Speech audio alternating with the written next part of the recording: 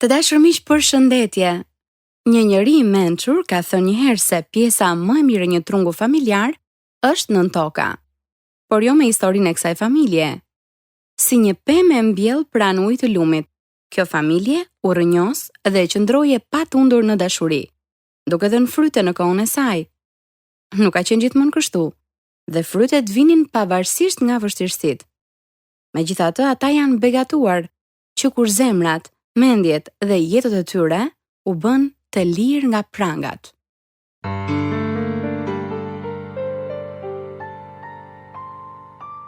Të lirë nga prangat sjell tek ju histori të vërteta që deklarojnë lajmin e mirë.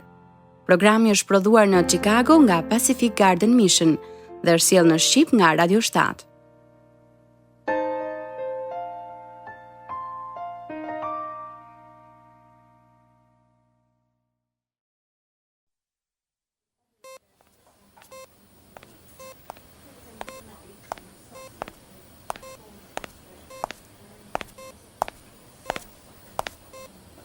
Doris, ne kemi bërë një autopsi të indit që morëm nga këmba e tij dhe rezultatet nuk janë shumë të mira. Zoti dashur. Nuk di çfarë të them, po kanceri ka zënë vend tek nishani I tij. Sikur ta kishim kuptuar më parë. Por ai nuk mendonte se ishte serioze. Mendonte se ishte vetëm një nishan. Di Doris, më vjen keq, por është shumë serioze. Doktora, mund bësh diçka? Ne kemi mekime që të zgjasim jetën e tij sado pak. Por kam frikë se sëmundja e tij është vdekje prurse, Doris.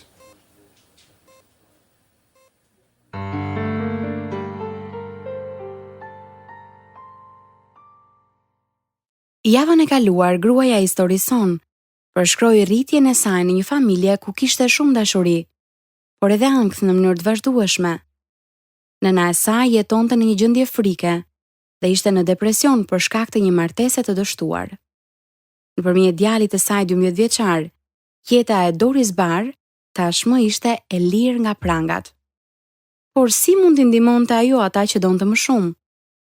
Në këtë përfundim të dëshmisë së familjes Barr, ne do të dëgjojmë se si tragjedia u kthye në fitore. Kjo është historia e tyre e vërtet në Të lirë nga prangat.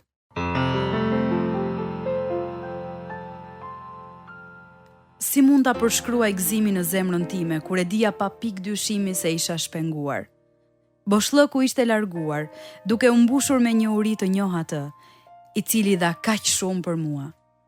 E uritur lexoj Biblën, por nuk shkoj më në kish, pasi nuk gjeta asnjë që jepte mësim nga shkrimet. Nëse burri im vinte re ndonjë ndryshim në mua, nuk thoshte asgjë. Por djali im 12 vjeçar gëzonte për vendimin tim. Për afro 1 vit u bëra lëmsh duke provuar studime biblike në shtëpi. Më pas një mike ime e vjetër erdhi për vizitë.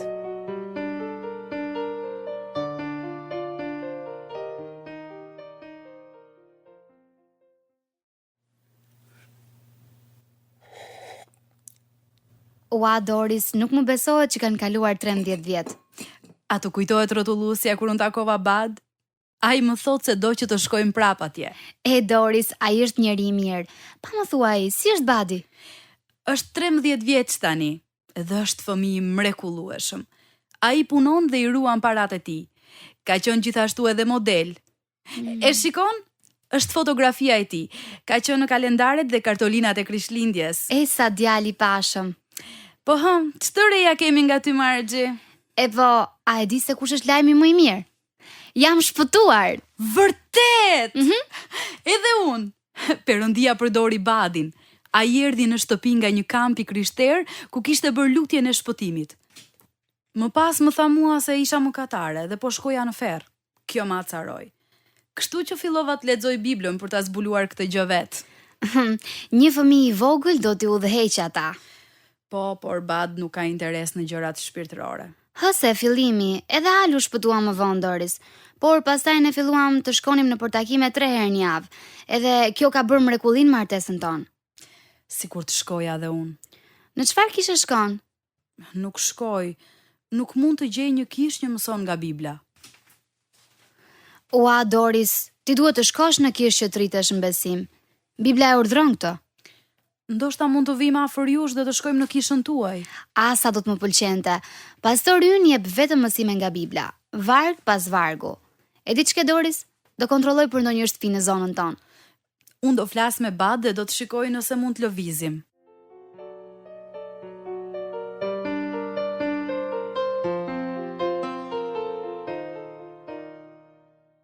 Ti do të ndërrosh shtëpi? Pse? Kjo është një shtëpi shumë e mirë. Ti gjithmonë e ke urryer qytetin, Bad. Përveç kësaj ti nuk mund të kesh kuaj këtu. Edhe që kur kemi shkuar në atë ferm, ti më ke thënë se do doje të kishe kuaj ndonjë ditë. Po, por të lëvizësh do shumë punë. Nëse ne gjejmë vendin e dur, do t'ja vlej. Ne mund t'i mbajmë kuaj diku tjetër. Po, por a nuk do të ishte shumë mirë t'i mbanim në pronën tonë dhe ne të gjithë mund të kalërojmë kur të duam, pa e pasur të nevojshme të lëvizim me makinë. Po, ke të drejtë. Margji na ftoi për darkë këtë fundjavë. Ajo tha se kishte 1-2 vende aty afër, të cilat ne mund t'i shohim.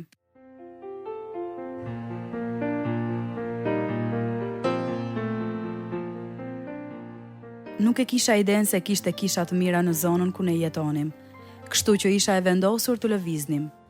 Pyesja veten se çfarë do të thonin prindrit e mi.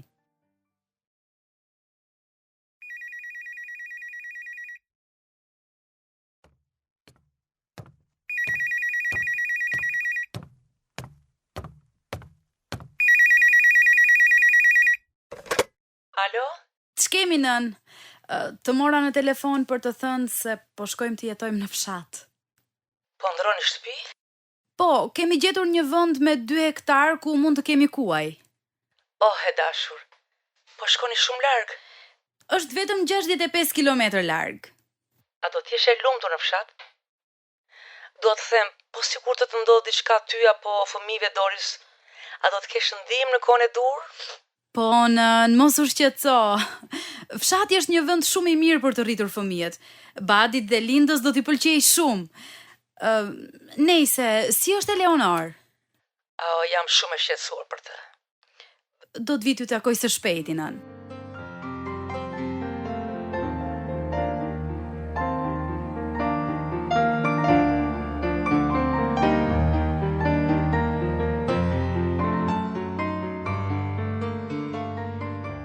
Nëna ime ka qenë e friksuar gjatë gjithë jetës së saj. E friksuar nga e panjohura, e friksuar nga vdekja. Doja kaq shumë të ndaja besimin tim në Zotin me të, por nuk dija se si. Ne lëvizëm disa muaj më vonë, duke shitur shtëpinë tonë të bukur, për të blerë një shtëpi që kishte nevojë për shumë riparime. Por prona e re kishte vend për kuaj dhe ishte vetëm një çerek milje larg nga kisha e mikes sime. Gëzimi që gjeta mësim të mirë, venitej nga kundërshtimi bashkëshortit tim.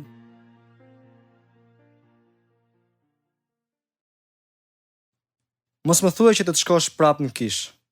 Pse nuk vjen me ne, Bad? Ti e di mendimin tim. Njerëzit janë shumë të mirë, shpirt. Al dhe Margji do t'jenë me ne atje gjithashtu. Po ta dija se do të rrije kaq shumë kohë në kishë, nuk do të kisha ardhur fare. O, shpirt, ti e pëlqen faktin që ke kuaj. Po, por nuk më pëlqen që ti ikën për kaq shumë kohë të dielën edhe të mërkurën. Më vjen keq, Bad. Më pëlqen të mësoj për Biblën, edhe pastori është mësues shumë i mirë. Për mua është humbje kohe. A nuk e shikon se besimi yt po hyn mes nesh?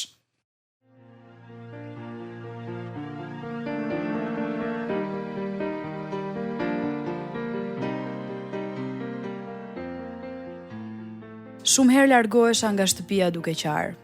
Badi ishte gjithashtu me lot në sy, sepse dukej sikur babai i tij nuk do të shpëtohej kurrë. Në të shkuarën zemrimi i bashkëshortit tim do të shkaktonte grindje, por fjala e Perëndis më dha zgjuarsi të largohesha grindjes. Badi erdhi me mua në kishë disa herë, por më pas u largua më shumë se më parë. Gjithçka që mund të bëja ishte të lutesha dhe butësisht ta inkurajoja.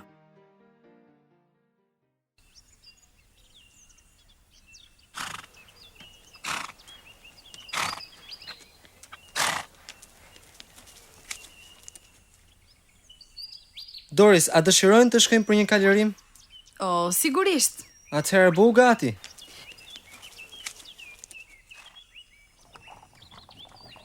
A e rregulluat makinën me Al? Po, a e pe kur i gjujti gishtit të ti? Po, i shkreti. Duhet i ketë dhembur shumë. Po, me gjithë se ishte për të qeshur. A i që hidhe për pjetë duke thirrur, o lele, o lele, unë nuk të ta kisha thënë. Bëri mirë që të ndihmoj. A i më thiri të shkoj për bollin me grupin e burrave këtë javë. A do të shkosh? Sigurisht, Doris, më lejo të ndihmoj.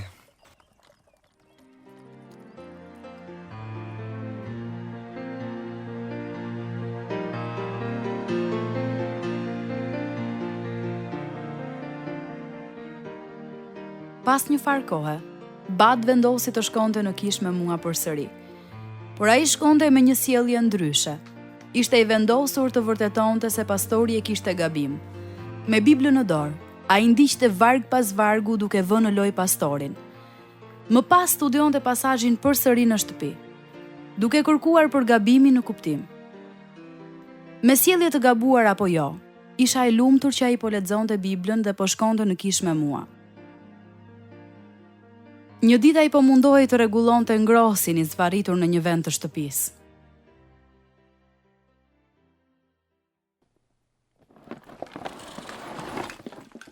Çfarë ke? Është e pamundur, ja çfarë kam. Thjesht nuk mund ta kuptoj pse nuk po punon ashtu siç duhet. Më vjen keq, Bad. Kjo shtëpi e vjetër është pa vlerë. Nuk duhet ta kishim vlerë. Mendoj se po dëgjoj një makinë jashtë. Po shkoj të shoh kush është. Një minutë. Përshëndetje Doris. Thjesht po kaloja dhe mendova të ndaloj takoj Bad. Përshëndetje pastor. Eja brenda. Bad është në një vend i zvarritur, duke u munduar të rregulloj ngrosin. Kam frikë se nuk është në humor të mirë. Gjithsesi po shikoj nëse mund ta ndihmoj. Bad, jam pastor Morrison. Më vjen keq, nuk mund të vi të bëj dot shoqëri. A mund të ndihmoj me ndonjë gjë? Jo, kam gjithë ditën që po punoj me këtë. Po ndoshta mund të shkoj tek dyqani për të blerë ndonjë pjesë. Jo, por gjithsesi faleminderit. A mund të lutem për situatën? Vazhdo. Zot, ti e di se çfarë nuk shkon me këtë ngrohës. Dhe unë të kërkoj ta ndihmosh Bad të rregulloj problemin, që të mund kthehet tek familja e tij. Ti na thua ti hedhim të gjitha shqetësimet tona tek ty, sepse ti kujdesesh për ne, dhe unë të falenderoj Zot.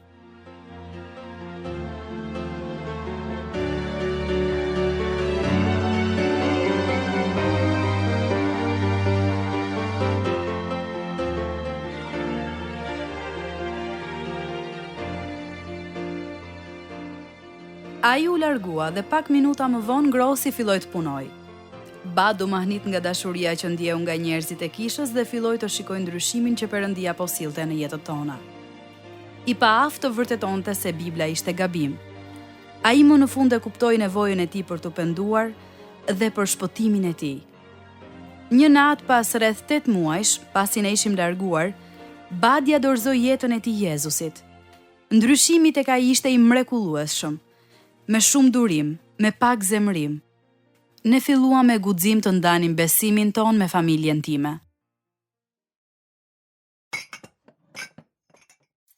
A dëshiron kafe, Doris? Patjetër, nën. Eleonor? Po ti? Jo, nuk dua.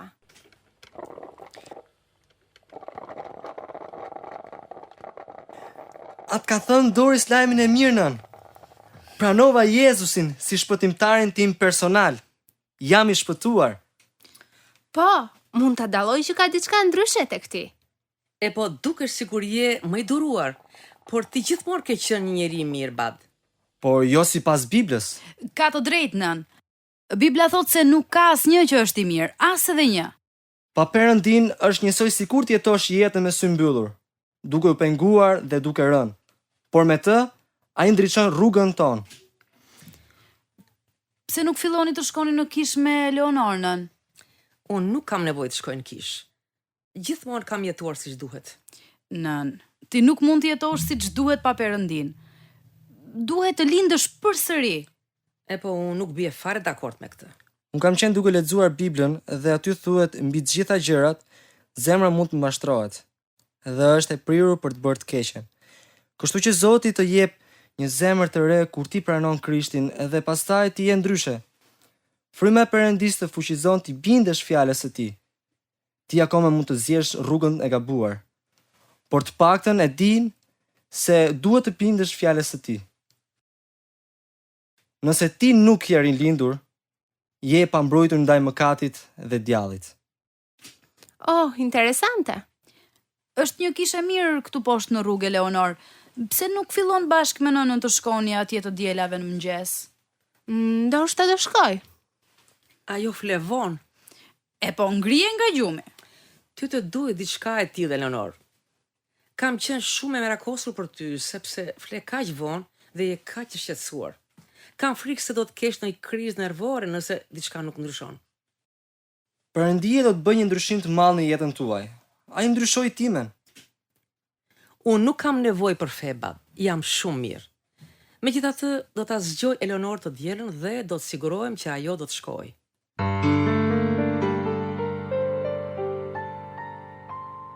Ndryshime të rëndësishme do të ndodhnin në jetën e kësaj familje. Do ta mësojmë shumë shpejt.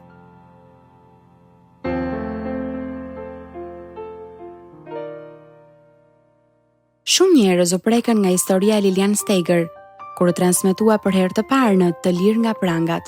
Më pas, ajo botua në formën e një broshure.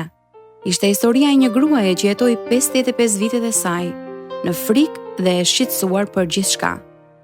Por Perëndia ndërhyri së pari duke pushtuar zemrën e nipit të saj 12 vjeçar. Dhe nëpërmjet dëshmisë së hirit të Perëndisë, 3 breza u bën të lirë nga prangat, përfshirë këtu edhe vet Lilian. Kjo më kujton një tjetër familje që njoh ku bashkëbisedimi një djali të ri ka influencuar shumë breza më pas. Po flas për familjen McCarroll dhe një pjesëtar i kësaj familje është David McCarroll, presidenti i organizatës Pacific Garden Mission. Dave, një bisedë thjeshtë e babait tuaj ka ndikuar familjen tuaj kaq shumë në të njëjtën mënyrë si bashkëbisedimi i nipit të Lilian Steiger apo jo? Është e vërtetë. Babai im ja dha jetën e tij Perëndis kur ishte 18 vjeç. Si rezultat i kësaj, jeta e tij ndryshoi plotësisht. Dhe të gjithë vëllezërit dhe motrat e tij, po kështu edhe prindrit, erdhën te Krishti për shkak të jetës së tij të ndryshuar. Sigurisht babai juaj vazhdoi më pas të ishte pastori një kishe të madhe në zonën e Chicagos për më shumë se 45 vite. Ai dhe nëna juaj patën 9 fëmijë dhe plot 27 nipër dhe mbesa. Dhe 38 stërnipa dhe mbesa. Të gjithë janë rritur duke njohur dhe dashur Perëndin. Zoti ka bërë gjëra të mrekullueshme në familjen tonë nëpërmjet jetës së transformuar të babait tim. Ne besojmë se jeni bekuar nga historitë e këtyre dy familjeve dhe do të na pëlqente shumë të dërgonin falas historinë e Lilian Steiger dhe William McCarron në formën e një broshure. Këto broshura me madhsinë e xhepit tregojnë historitë e këtyre dy familjeve, ashtu siç janë prezantuar në programin ton, Të lirë nga prangat. Dhe të dy broshurat përfshin planin e shpëtimit, duke i bërë ata vegla të manitshme ungjillizimi. Për të marrë kopje të falas të këtyre broshurave mund na shkruani në Radio 7, kutia postare 2914 Tiranë, ose me email në info@radiovis7.net.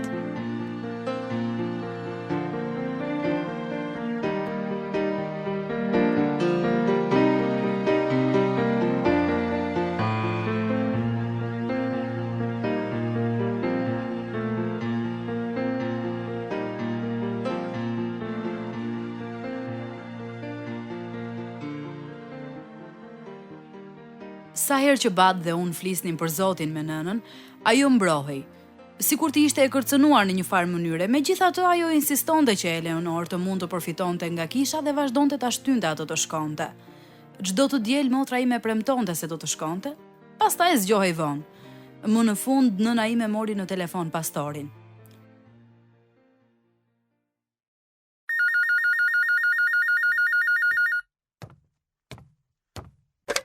Alo. Po, pastor jam.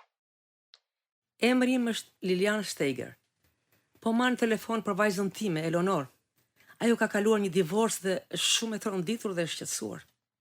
Atëherë, si mund t'ju ndihmojmë?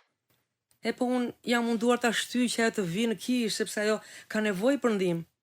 Kam frikë se mos do të ketë ndonjë krizë nervore. A do t'ju pëlqente që unë të lutem për ju?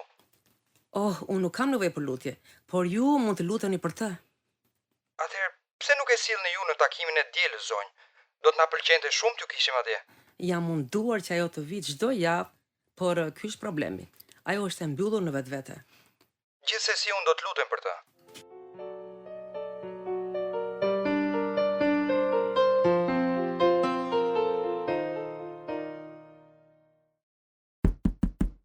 Eleonor? Ku a për të zgjuar? Eleonor? Unë mendova se do të zgjohesh për të shkuar në kishë. Çfarë do të bëjën me ty tani? Çdo të diel është e njëjta gjë. Oh, largona. Ashtu? Shumë mirë.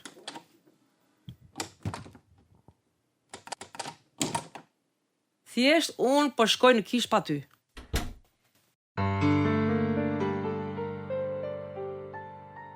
Nëna doli jashtë shtëpisë atë ditë dhe eci përgjatë rrugës për në takim adhurues.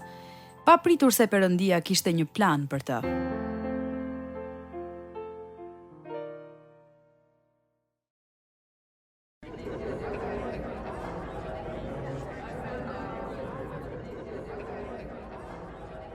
Në këto kohë trazirash, a mund të gjeni paqe dhe liri nga frika? Jezusi mendoi se po. A i tha, ejani tek unë, o ju të gjithë të munduar dhe të rënduar, dhe unë do t'ju jap shlodhje. Asnjë person i vdekshëm nuk mund të bënte këto lloj oferte, sepse askush nuk mund ta përmbushte. Cili prej jush mund të marrë barrën e të gjithëve? Megjithatë, ai premton, unë do t'ju jap pushim. Si? Sepse ai vdiq për mëkatet tuaja dhe mëkatet tuaja janë barrat më të rënda. Perëndia thot tek Romakëve kapitulli 5, vargu 12. Prandaj, ashtu si me anë të një njeriu mëkati hyri në botë dhe me anë të mëkatit vdekja, po ashtu vdekja ushtri tek njerëzit, sepse të gjithë mëkatuan. Veprat e mira nuk mund të balancojnë peshoren e një jete të ndarë nga Perëndia. Bibla thot, shpirti që mëkaton do të vdes. Kjo është pse Perëndia dërgoi birin e tij të vetëm, të vdes në vendin tuaj, të paguajë çmimin që ju të jeni të lirë. Hidhni barrën tuaj të mëkatit në kryq dhe ndaloni së munduari të kompensoni për gabimet tuaja. Jezusi e bëri këtë për ju. Kjo është mënyra se si ai mund t'ju japë ju qetësi. Nëse ju vini tek Jezusi dhe kërkoni falje, Perëndia do t'ju pastrojë dhe do t'ju falë ju. Dhe aty qëndron liria juaj. Romakëve kapitulli 8, vargu 2 premton, sepse ligji i frymës së jetës në Jezus Krishtin më çliroi nga ligji i mëkatit dhe i vdekjes.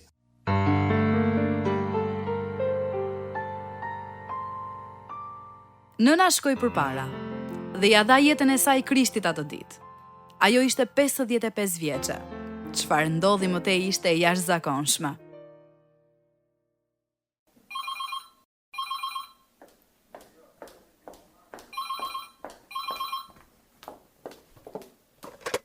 Alo?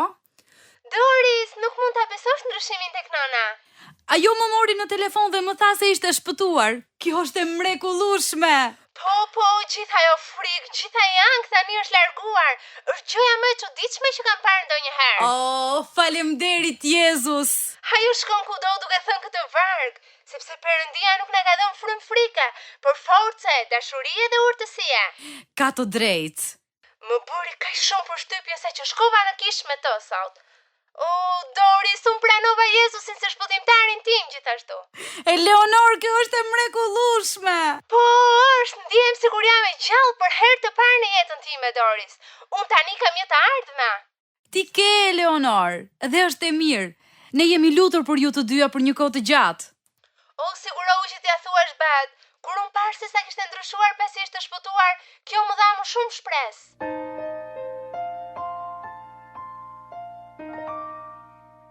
Eleonor shkoi në kolegjin biblik.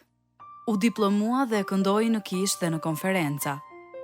Nëna gjithashtu u bë një fituese shpirtrash, duke ftuar njerëz për darkë vetëm për t'i treguar atyre për Jezusin. Gjatë shkollës verore biblike, ajo shkonte të mblidhte fëmijët e lagjes dhe i priste ata në stacionin e autobusit.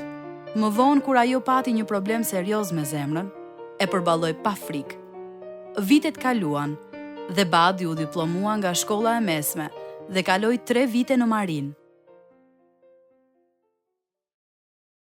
Sa mirë është esh përsëri në shtëpi. Pata oferta të punoja me ECSIA dhe me FBI-n, si agent. Por kjo gjë nuk është punë për mua. Cilat janë planet e tua, Badi? Po unë dua të punoj me kohë të plot dhe të shkoj në kolegj biblik natën. Për pak harrova. Miku yt, Tomi të mori sot në telefon. Ai do që ta telefonosh. A do të lutesh bashkë me babain për të? Nën, ai ka nevojë për Perëndin. Fol me të, Badi. Ti e di përgjigjen. Është e vështirë, baba. Ai jeton një jetë të mirë, nuk pi duan dhe as alkol. Punon vërtet shumë. Ai mendon se është i krishter, por është e dukshme se ai nuk e njeh Jezusin si shpëtimtarin e tij. Dhe në fund kjo është ajo çfarë ka rëndësi. Mos e diskuto më birë. Babai yt ishte një kundërshtar për vite, por ai erdhi te Krishti. Ne do të lutemi për të, Badi.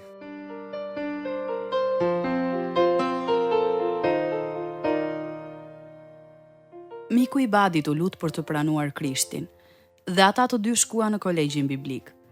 Ata vinin në shtëpi dhe na tregonin ato gjëra që kishin mësuar. Në moshën 27 vjeç, Badi takoi një vajzë të krishterë të bukur dhe ata u martuan. 6 muaj më vonë, gruaja e tij vuri re një nishan të zi te këmba e tij, të cilët doktorët ja hoqën. Biopsia tregoi një sëmundje të keqe që ishte përhapur. Kur gruaja e tij dhe unë i treguam atë çfarë doktori mendonte, ai tha: "Unë nuk dua të vdes, por nëse Perëndia do, atëherë jam gati." Dëshiroja me gjithë zemrën time që ai të jetonte. Për 1 vit e gjysmë, që do të vinte më pas, Badi ndau besimin e tij kujdo që e kishte të mundur dhe pa shumë prej miqve të tij që vinin te Krishti. Shefi i tij vendosi një shtrat në zyrën e tij në mënyrë që Badi të qetësohej gjatë ditës, dhe ai vazhdoi të punonte si programues kompjuteri. Gjatë kësaj kohe të vështirë, babai im pati një krizë zemre dhe u dërgua me urgjencë në spital.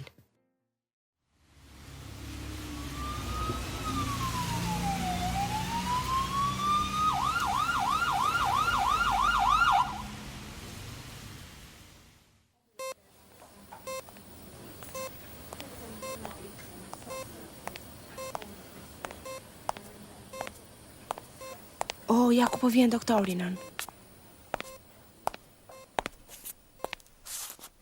Zonja Steger, më vjen keq, por nuk mund të bënim dot asgjë. Ai iku.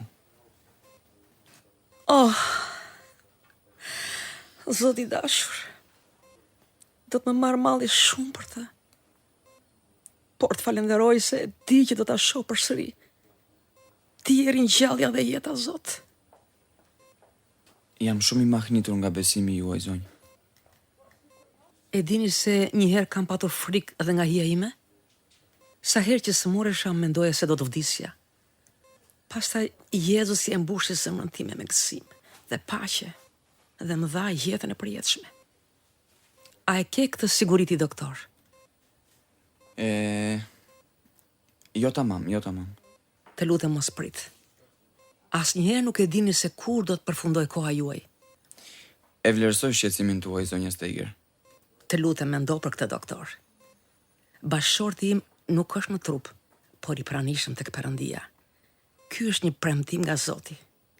Jezusi tha: "Ai që dëgjon fjalët e mia dhe beson në atë që më ka dërguar, nuk do të vijë në dënim, por ka kaluar nga vdekja në jetë."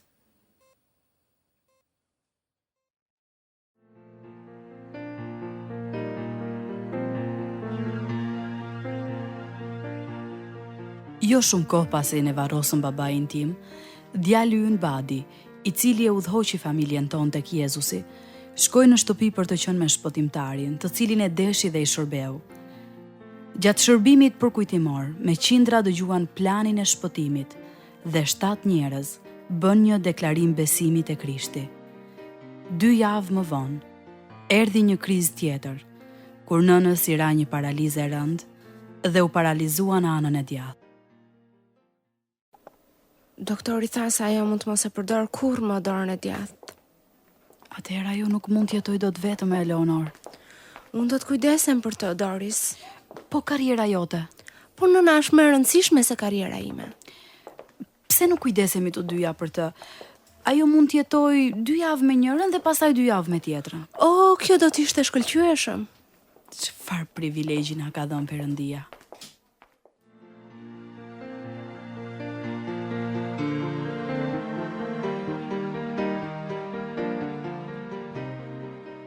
Ashtu si që kishte thënë edhe doktori, nëna asnjëherë nuk fitoi përdorimin e krahut edhe të këmbës së djathtë.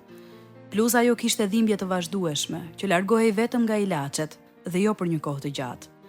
Por ajo nuk lejonte dhimbjen apo pa aftësinë e saj ta ndalonte atë për të shërbyer Perëndisë. Nën, është koha për ilaçin qetësues.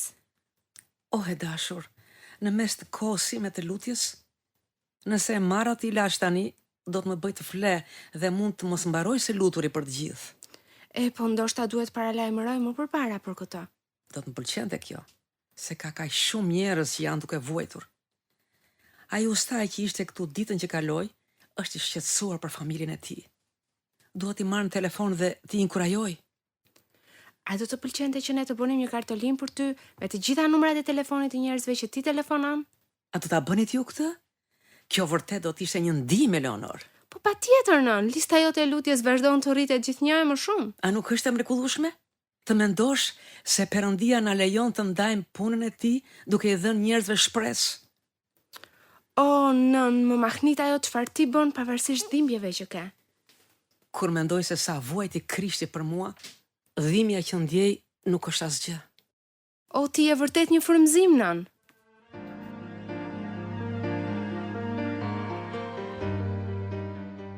Motra ime u martua përsëri, me një burr i cili e donte Zotin, dhe ata filluan një shërbes duke shkuar në përburgje dhe në një mision shpëtimi, ku Eleonor këndonte dhe bashkëshorti i saj predikonte. Për 20 vjet nëna qëndroi një invalide, duke patur nevojë për disa operacione serioze, duke përfshirë edhe një kancer në stomak. Por asgjë nuk bëri që sytë e saj të largoheshin nga shpëtimtari, dhe ajo dëshmonte kudo që shkonte, duke përfshirë edhe ambulancën. Kur Bat dhe unë shkuam në New York, e morëm nënën të jetonte me ne, ku vajza jon Linda e vendosi më njanë karrierën e saj për të kujdesur për të. Nëna u ambientua shpejt. A do të vish me ne sot në qendrën tregtare? Do të shkojmë atje? Oh, po. Unë mund të ulem në karrikën time me rrota dhe të flas me njerëz ndërsa ju shkoni në dyqane. Do të habiteshi se sa shumë prej tyre janë të uritur të njohin Perëndin. E di, shumë njerëz nuk do ta ndërmerrin atë hap që more ti. Ti le të vetëm në shtëpi që ke njohur ndonjëherë, gjërat e njohura edhe miqt, madje edhe doktorin tënd të preferuar. E po, ky është një shans për t'i treguar njerëzve për Jezusin. Është mahnitse se si ti ja del të flasësh me njerëz të rinj çdo ditë. Perëndia i vendos ata në jetën time, Doris. Ka mësuar se në çfarë do situate të jem i kënaqur. Kur ti ke Krishtin, ke gjithçka që të nevojitet.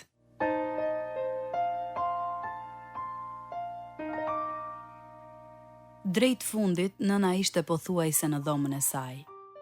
Por edhe atëherë ajo vazhdonte shërbesën e saj të lutjes. Ajo shkoi në shtëpi për të qenë me Zotin në moshën 89 vjeç.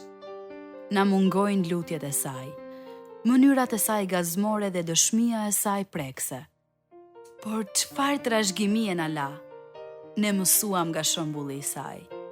Në vitin 1995, Eleonore dhe unë u diagnostikuam të dyja me kancer në gjë. Oh, sa do doja që nëna t'ishte këtu, Doris.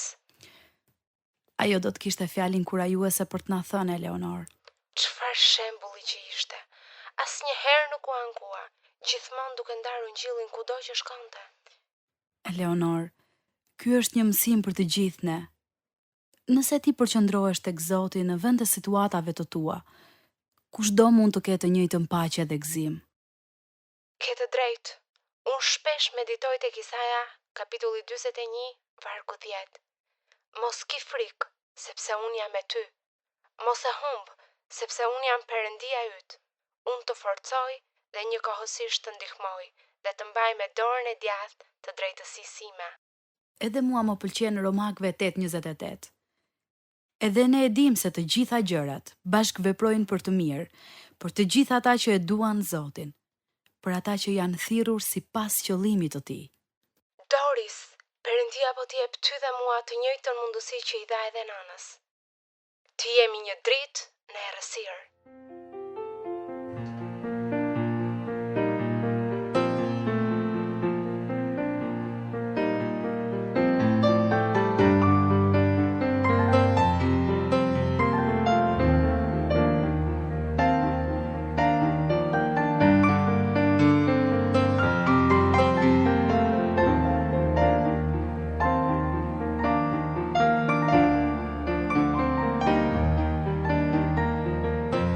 Çfarë frymëzimi i jashtëzakonshëm është kjo familje. Dhe miku im, Perëndia nuk bën dallime tek njerëzit.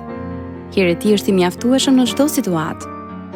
Kur e ftoni atë në zemra dhe jetën tuaja, Zoti premton se asnjëherë nuk do t'ju lër apo braktis. Unë do t'ju ftoja të besonit atij dhe të luteni së bashku me mua. O Zot, e di që jam një mëkatar i humbur, e krejt i pa fuqishëm ta shpëtoj veten time. Unë besoj se ti dërgove Jezusin të vdes në kryq për mëkatet e mia. Unë besoj se ai u ringjall nga vdekja dhe jeton sot për të më ndihmuar që të ndjek ty. Të falenderoj Zot për dhuratën e jetës së re. E ja në zemrën time, Zot Jezus, dhe më bëj një person të ri. Në emrin tënd unë lutem. Amen.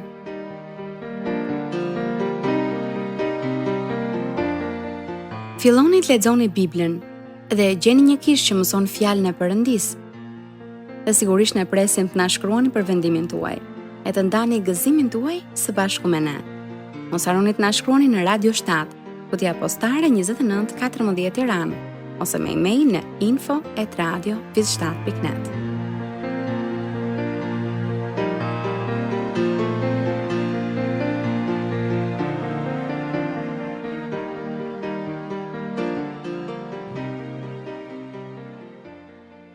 Ky është programi Të lirë nga prangat dhe kemi dëgjuar pjesën e dytë të historisë së vërtetë të Doris Barr.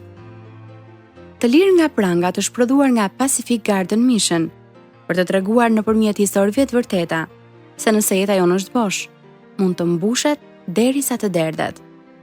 Të lirë nga prangat është sjellë në shqip nga Radio 7. Ne presim me shumë kënaqësi letrat dhe emailet tuaja në adresën tonë. Bashkë për sot, miru dëgjofshim.